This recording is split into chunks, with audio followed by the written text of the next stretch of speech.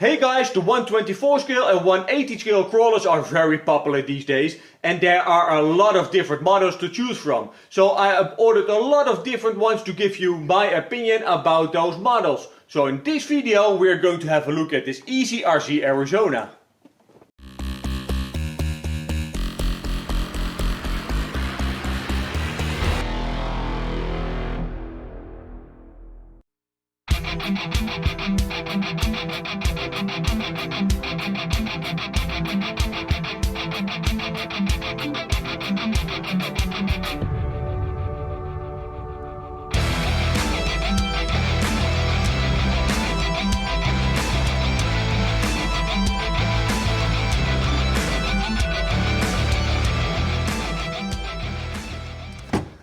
This is the EazyRC Arizona. I love the name of this car. So appearance wise we all know which car they have tried to copy, but this isn't licensed. But when looking on the box art I noticed a couple of strange things already. Just look at the tail light, guys, it's got a very big gaps around here, and also when you look at the bonnet or the hood there are a lot of big gaps, especially right over here. So I'm not sure if it's only this model on the picture or the car is a bit off. But first let me get everything out of the box and show you what's inside here. Inside the box you will find the car, the transmitter, we've got some instructions, we've got a charger and a tool. So let's start with the transmitter. So this is your basic EazyRC transmitter, which only has got 2 channels. So it runs on 3 AAA batteries, which you need to supply of your own. It's got an okay feel to it, but yeah, I don't like the appearance of this one, especially in this color, but yeah, it is what it is. So here's your on-off switch, this is your steering trim, and this is your throttle trim, and that's all to say about it. So let's have a closer look at the car. Here is the car, guys, and appearance wise I like it, especially for the price. So this is a pretty cheap car and just look at all the details they have added. So you've got some wipers, we've got mirrors, we've got door handles, a full spare tire. I really like that. So the bonnet or the hood can be opened, and behind here you will find the electronics. So this is your 5-wire servo and this is your standard EazyRC 2-in-1 receiver ESC combination. I'm not a big fan of those, but they work, you know. And behind there you will find a 2S 380 mAh LiPo battery. So when you look at the front of the car, I really like that. So behind the front grille you will find some meshing, and for the price point, you know, all the small details that they have added to it, yeah, I like that. So you have got some working LEDs right over there, and you will have indicators inside the wheel arches. And there's only one thing what I don't like, and that are the big gaps over here, you know, at the bonnet or the hood. So yeah, it's a bit better than the box art, but they are still present. And just look at the tail light, so there is no big gap right over there, so they fixed that probably when they saw the picture on the box art, so that's a big plus. And overall it's got an okay feel to it, it's a bit plasticky, you know, but for the price point that's fine. Underneath the car you will find a very basic setup, but it does the job. So you'll have plastic chassis rails and plastic linkages and plastic drive shaft. So the gears inside here are also made of plastic, but you know, this just works fine. So you'll have bearings right over there, but the rest of it is just bushings, and that's all okay. So over there you will find a tiny motor, and the servo is chassis mounted. I prefer axle mounted, but yeah, it is what it is.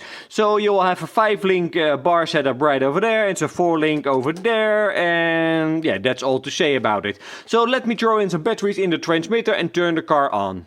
The car is powered on, and look at the lights, guys. So the lights are turned off currently, and when you go forward the headlights will turn on, and when you stop again they will turn off again. The same in the rear, when you reverse then they will go on and they will turn off again. So I'm not a big fan of the lighting system, especially the indicators. Just look at the simple LEDs on each side, yeah. So the lighting system, I'm not a big fan of it. So power wise this is full throttle. So that's okay, you know, it's a crawler, it's a bit slow for a crawler, but it's okay. So power wise, it's got enough power, it just goes over the obstacles, so that's okay. So let's take it outside for a spin.